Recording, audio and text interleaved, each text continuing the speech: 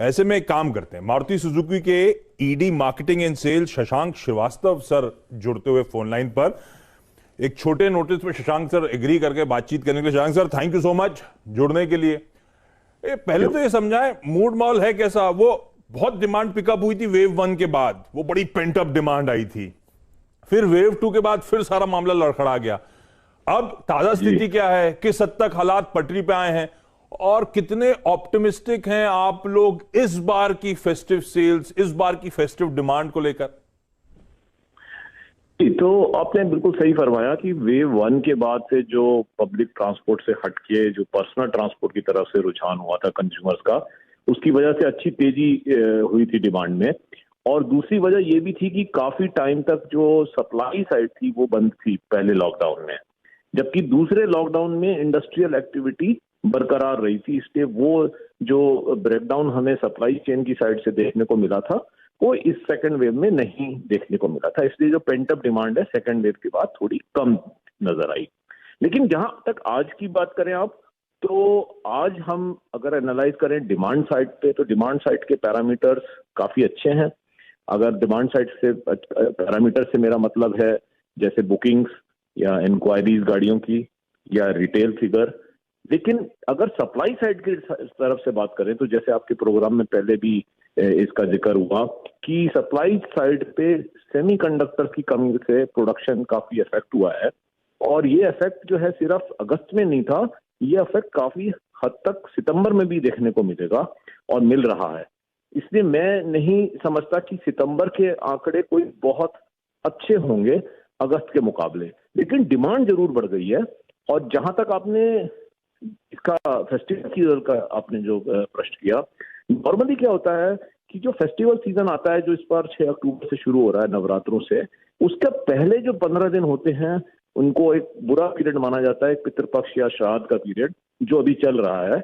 इस टाइम के इस दौरान जो होता है रिटेल कम होती है, होलसेल ज्यादा होता है और कंपनी ज्यादातर स्टॉक बढ़ा लेती हैं ताकि नवरात्रे में जब डिमांड की स्पाइक होती है तो उसको सर्व कर सके। इस बार वो जो स्टॉक बिल्डअप है वो नहीं हो पा रहा है, इसलिए ये एक थोड़ी सी एक सवालिया निशान लगा हुआ है। शशांक सर, आपने बिल्कुल बात सही करी। लोग मान रहे थे कि फेस्टिवल सीजन में डिमांड बढ़ेगी, लेकिन किस हद तक कंपनीज उसकी पूर्ति कर पाएंगी वो सवालिया निशान था। क्योंकि आपने भी एक वार्निंग भेजी थी, अपडेट भेजा था, वार्निंग नहीं कहूं, कि सेमीकंडक्टर शॉर्टेजेस के चलते प्रोडक्शन इंपैक्ट हो रहा है।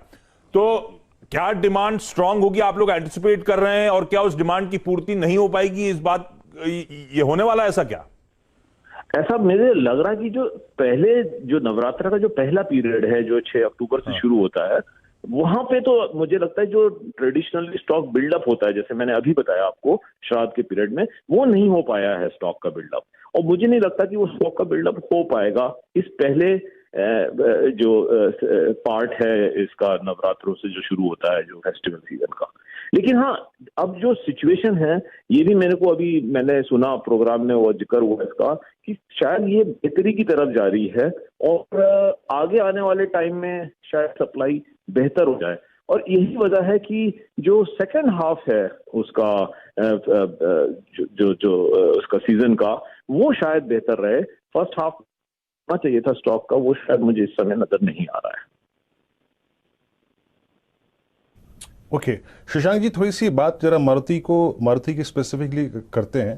पिछले 2-3 महीने में आपके किन किन मॉडल्स की डिमांड काफ़ी स्ट्रॉन्ग रही है और जहां पे बुकिंग्स काफ़ी स्ट्रॉन्ग रही है, एक तो इसके बारे में बताइएगा। दूसरी बात सर कि जिस प्रकार से मेटल प्राइसेस हैं, कॉस्ट प्रेशर डेफिनेटली है, तो फेस्टिवल सीजन में थोड़ी डिस्काउंट की उम्मीद की जाए या फिर उस बात की इस बार पॉसिबिलिटी काफ़ी कम लग रही है? आपका जो बाद वाला सवाल है उसका मैं पहले जवाब दे दूं कि जहां तक डिस्काउंट का सवाल है वो एक्चुअली एक फंक्शन होता है डिमांड और सप्लाई की सिचुएशन इक्वेशन के ऊपर। यहाँ पे क्योंकि डिमांड ज्यादा है और सप्लाई इस समय कम है, तो मुझे नहीं लगता है कि डिस्काउंट बढ़ेंगे। मेरे नजर में डिस्काउंट पिछले सालों के मुकाबले कम रहेंगे, ये तो मुझे साफ नजर आ रहा है। ये तो एक पॉइंट, ये आपका जो दूसरा सवाल था उसके ऊपर। जो पहला सवाल है आपका कि मारुति मॉडल्स में क्या वेटिंग है या किन मॉडलों में वेटिंग चल रही है, अक्रॉस द बोर्ड हमारे कई मॉडल्स पे भी प्रोडक्शन के कम होने की वजह से, खासकर आप अर्टिगा देखें, XL6 देखें, वैगन आर देखें, सीएनजी के सारे मॉडल्स देखें इवन स्विफ्ट और डिजायर जहाँ वहां पे भी वेटिंग चल रही है। तो कई मॉडल ऐसे हैं इस समय जो कि वेटिंग में है। इनफैक्ट हमारे जो पेंडिंग जो बुकिंग्स हैं उसकी तादाद काफी बहुत है, मतलब तो इस वजह से ये वेटिंग पीरियड कई मॉडलों में बढ़ गया है। शशांक सर, 2021 कई मायने में बड़ा इंटरेस्टिंग है। साल की शुरुआत में या पिछले साल के एंड में अगर मारुति ले ली होती तो डेप्रिशिएट होने की जगह एप्रिशिएट हो गई होती। आप लोगों ने 4 प्राइस हाइक ले लिए सर। तो ये मारुति एप्रिशिएट हो गई होती मेरी आज तक बैठे बैठे। अच्छा, ये एक तो आपने कहा सेमीकंडक्टर की शॉर्टेजेस, अब क्या वो कंडीशन अरेस्ट हो रही है? आप पूर्ति हो पा रही है, डिमांड मीटअप कर पा रही है, सेमीकंडक्टर्स आपको मिल रहे हैं क्या? पहला सवाल ये। और दूसरा, आजकल सब लोग जब ऑटोज की चर्चा करते हैं ना शशांक सर, तो सब ईवीज की बात करते हैं और इस स्पेस में मारुति की बहुत ज्यादा चर्चा नहीं होती। आप लोग बहुत ज्यादा बुलिश अभी नहीं हो क्या इस स्पेस को लेकर, या तैयारी चल रही है, अभी it's too early to comment types है, क्या है ये मामला?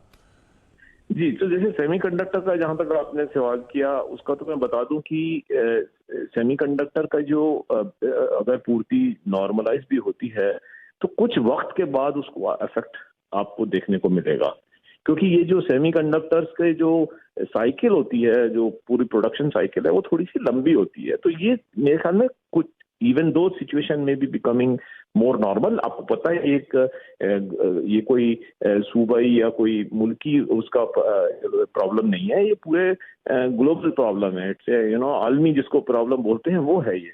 तो ये थोड़ा सा वक्त लगेगा और कैपेसिटीज वगैरह क्रिएट हो रही हैं, and but definitely it's getting better with the passage of time. That's one. The second point which you mentioned about the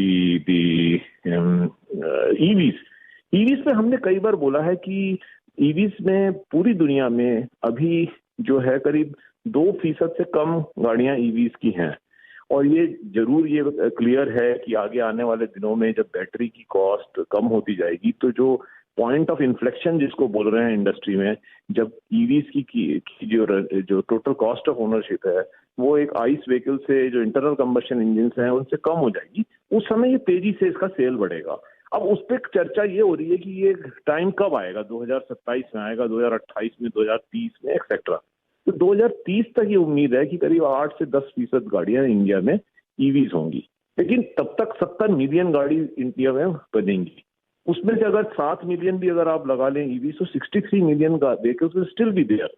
और उसकी वजह यह है कि ज्यादा इतनी तेजी से नहीं बढ़ रही, सिर्फ इंडिया में नहीं वर्ल्ड में नहीं बढ़ पा रही है EVs की इतनी सकती, क्योंकि जो कॉस्ट ऑफ एक्विजिशन है बड़ी हाई है।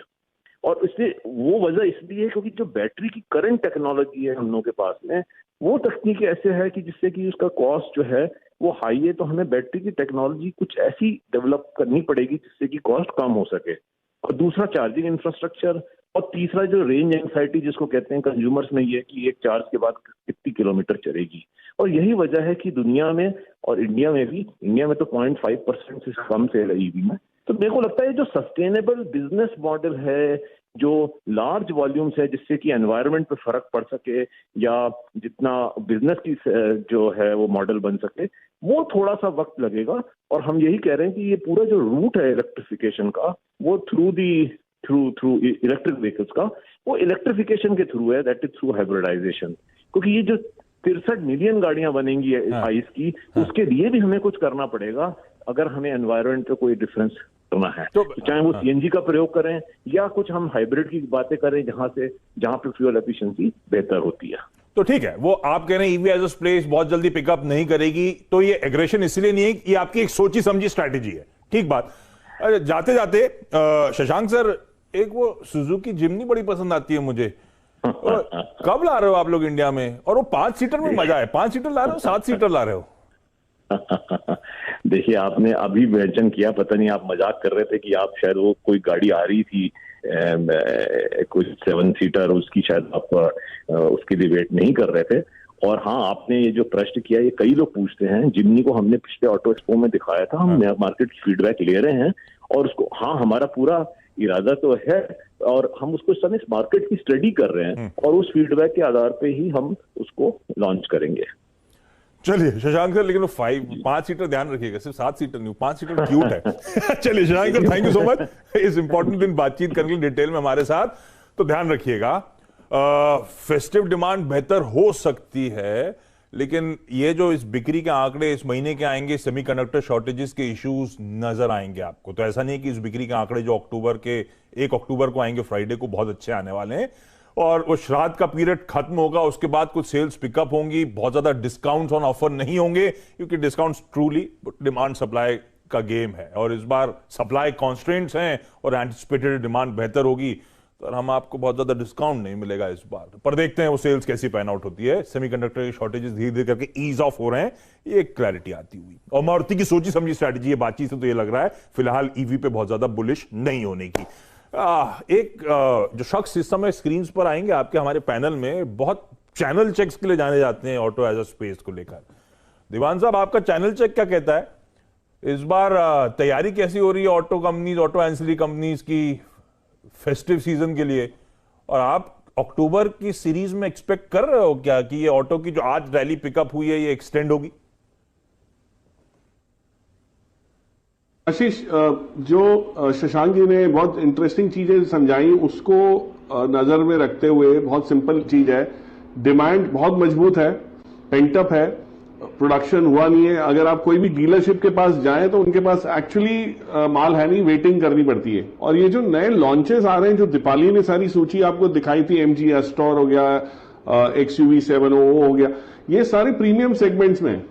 कोई भी गाड़ी जिसको कैटेगरी बी या सी वाली रेंज में है ही नहीं, ये सारी D एंड अपवर्ड्स वाली है। इसका रीजन है कि वहां पे अफोर्डेबिलिटी का कोई इश्यू नहीं है। प्राइस हाइक भी आपने कर दी तो ऐसे परसेंटेज बहुत ज्यादा लगती नहीं है। गाड़ी की कीमत ही 16, 17, 18 लाख है, तो उसमें अगर आपने 10,000, 20,000 बढ़ा भी दिया तो वो बहुत मायने नहीं रखता। मार पड़ता है एंट्री लेवल कार्स पे, मिड साइज कार्स पे, जो कैटेगरी A, B, C वाली जो सेगमेंट्स है। और वहां पे मारुति का मार्केट शेयर अच्छा खासा गिरा है।